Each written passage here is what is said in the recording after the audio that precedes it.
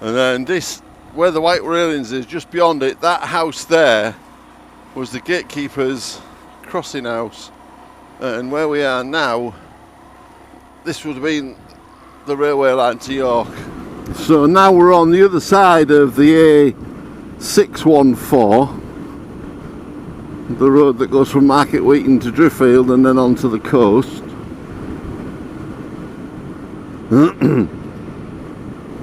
And this takes us up onto the Wolds proper.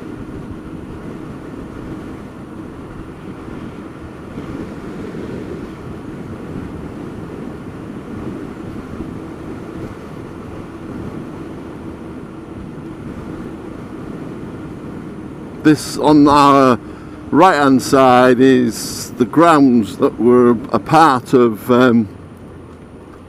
Loughborough Hall.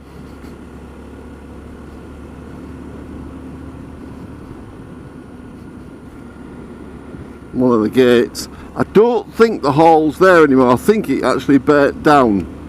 I'm pretty sure I read that somewhere. And I had a friend who used to farm the land around here, a chap called Jeff Stainforth. He lives on that roundabout we've just come across at Market Wheaton. And he used to bring the kids up here during lambing. You see some real fancy gates there, look, so I would think the main entrance to it would be somewhere along here. Probably this next entrance there. And there's definitely some real fancy gates, but it's all overgrown.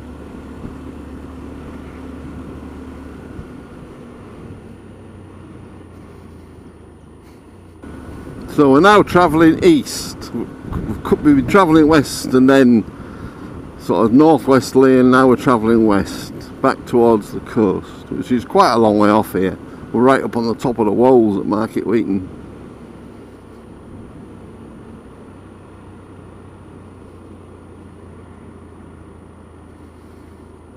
Burnham is the area.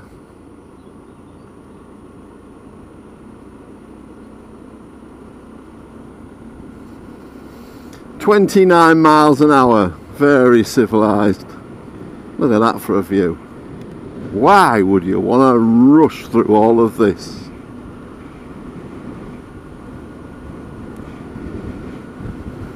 The only thing that could improve this ride is if I could afford the sidecar to go with this little bike, then I could have Daisy with me. But the £3,000,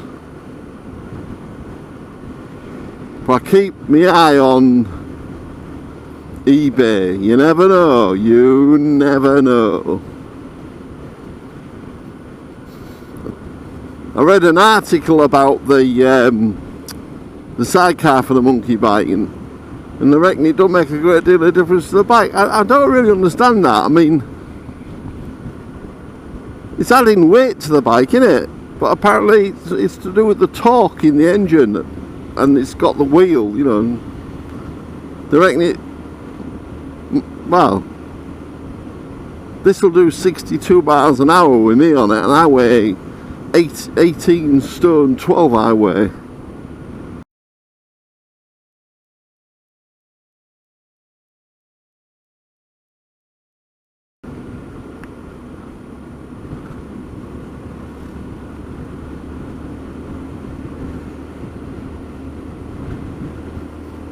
I think the yellow monkey bike with the little sidecar, I absolutely think it looks fantastic. And as I say, if I had one, I'd take Daisy in it. She'd love it. It has a little screen, so she won't have to wear goggles or anything. And knowing Daisy, when she's in the car, she just lays down and goes to sleep. She doesn't take in the countryside. She only looks out the window when I slow down and we're nearly where we're going, you know, that kind of situation. That was a bit lucky. I always carry the gear on each of my bikes, so if my battery goes flat on my phone I can charge it up, and I just took my iPhone out of my pocket just to check, because this lane has me a bit foxed. I think it goes down to water, but I wasn't sure, and I don't want to be faffing. Anyway, took the phone out, had a quick look at the map and noticed it said low battery connect. So I don't like to be out of contact with the house. And I carry these little 1 amp, they're called add-ons. Look at that. Red kites. And the crows look trying to drive them off after this carrion. Look at that. Ha! After an old pheasant.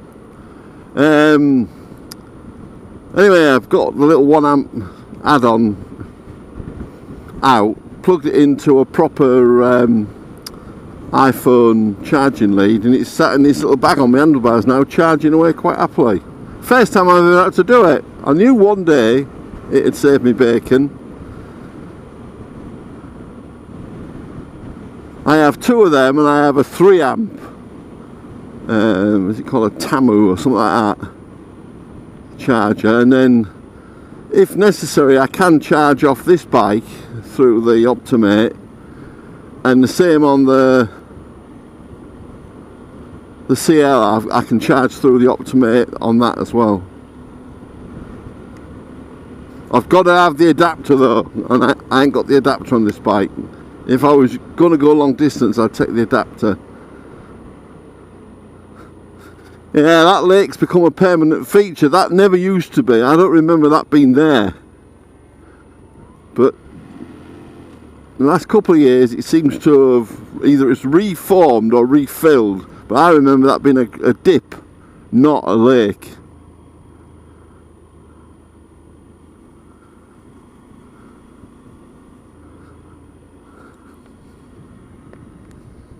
It's a wildlife sanctuary. It's lovely. Grey-lag geese, different kinds of wildfowl. And this is the village of Water. This has got to be one of the prettiest villages in East Yorkshire. It's an absolute knockout little village, is this. Water Priory up there, home of the richest man in East Yorkshire.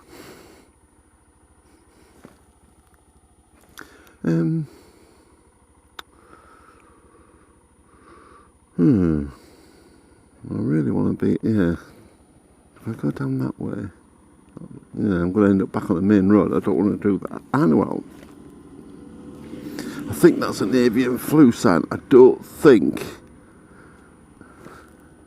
Yeah, it's an avian flu sign. It's not a road closed. So we'll go this way and then turn left.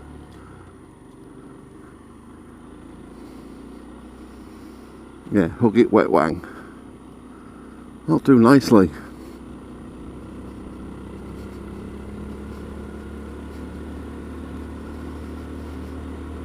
By the time I finish this ride, I'll be feeling very mellow.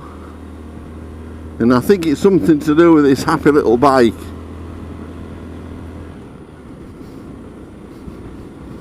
So I walked in the garage with the full intention of getting the CL out, and it's like, I looked at my back catalogue for the last few weeks and it's like everything is CL. I thought, no, let's do something different. Let's get Woody out and give him a run. I noticed a lot of people are when they change the tyres on these monkey bikes, they go for a road option. When I change the tyres, I'm going to go for the OEM option. I'm going to have exactly the same tyres again, fitted by Honda. I don't want road tyres. I've been really impressed and really pleased with their durability and sure-footedness. Do you know, and I couldn't even tell you what make they are. I haven't got a clue. Not without looking.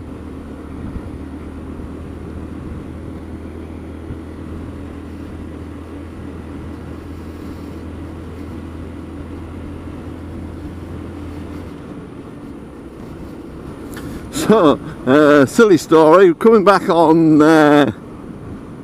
Monday night when I had the CL out, another pheasant look, and a hen. Just the last bit of the ride, I turned the cameras off. More's the pit. Oh, that's a bump. whoa, where are you going? When you got a broken tail. And on the CL, I always mount my remotes like that on a piece of Velcro. And I obviously haven't fastened it properly because the wind got hold of it and it's gone. I thought, oh, bloody hell, I'll never find it. Never find it. You know what I mean? I just happened to look down and it had landed there, literally, in that piece of my groin. Whatever you do, don't go any quicker. Grabbed it and put it in my pocket. So that was lucky, because I'd hate to lose them because I find them so useful. Down into the village of Huggett.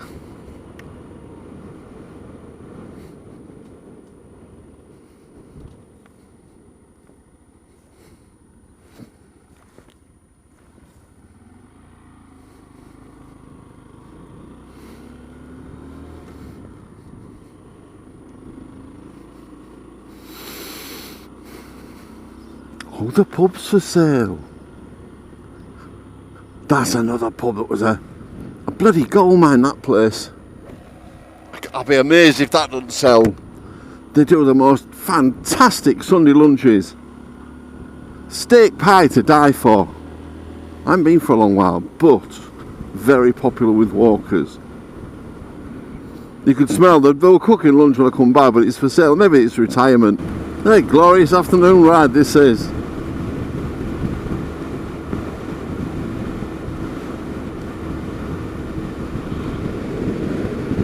No, I'm glad they didn't go to the coast. It's cloudy on the coast, you can see it is.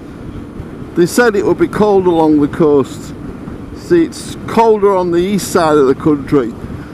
Over where James Simpson lives, it's 24 degrees. The Costa del Berry. And so, approaching our destination for today, which will be the old railway station at Finbar, which is now a little car park and coffee hall.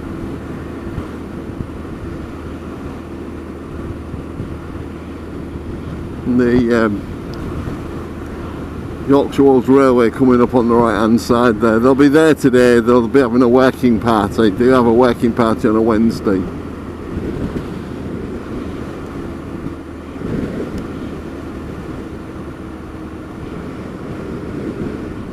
They've got some wagons in the shed, and the reason that they have wagons in the shed is it's a part of the deal they've done with, you know, this trust, the money they were given anyway, and they had to have something in the shed by a certain time scale, so they put a temporary line in there, push 2 trucks in, job done.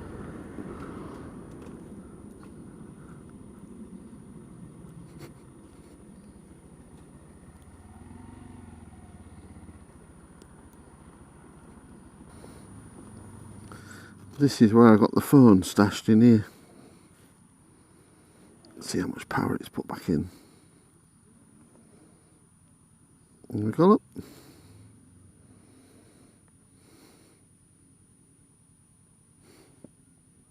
It's back to 50% already. Happy days.